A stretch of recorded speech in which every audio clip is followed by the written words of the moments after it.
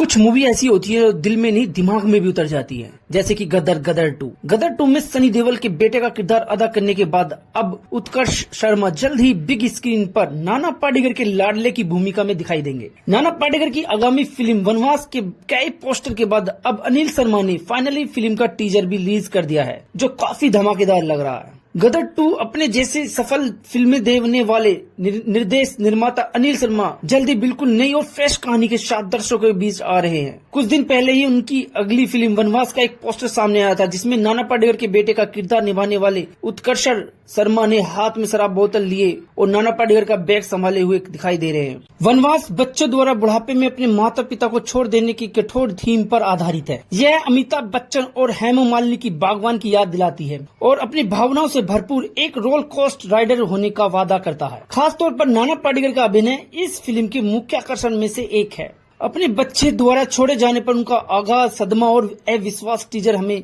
प्रदर्शन स्पष्ट रूप से दिखाई देता है। इससे भी अधिक परेशान करने वाली बात यह है कि उनके किरदार को उनके बेटे द्वारा धार्मिक यात्रा में छोड़े जाने के बाद मृतक घोषित कर दिया जाता है। यह देखना दिलचस्प होगा कि उत्कर्ष शर्मा और नाना पाटेकर के किस तरह से जुड़ेंगे। फिल्म का टाइटल वनवास क्यों है, जानने के लिए ऑडियंस पहले से इच्छुक है। अब इस बीच वनवास का 1 मिनट 29 सेकंड का धमाकेदार टीजर मेकर्स ने रिलीज कर दिया है। अब टीजर में नाना पाटेकर की हालत देखने के बाद निश्चित रूप से आपकी आंखों से आंसू की धारा बह जाएगी, क्योंकि नाना पाटेकर जिस तरह से किरदार में खुद को डुबो देते हैं, उनकी जितनी तारीफ की जाए उतनी कम है। उनका हर किरदार यादगार बन जाता है। ऐसा ही एक किरदार को वो निभाने जा रहे हैं अनिल शर्मा के निर्देश में बनी फिल्म वनवास में, जिसका टीजर हाल ही मेरे सामने आया है। इस टीजर की शुरुआत होती है सनी देओल की फिल्म गदर और गदर 2 के कुछ सीन के साथ, जिसके बाद धर्मेंद्र की फिल्म अपने के भी खूबसूरत पल फिल्म में दिखाए गए हैं। इसके बाद सामने आता है फिल्म वनवास का टीजर, जिसकी शुरुआत होती है झंडे और बनारस की गलियों के साथ,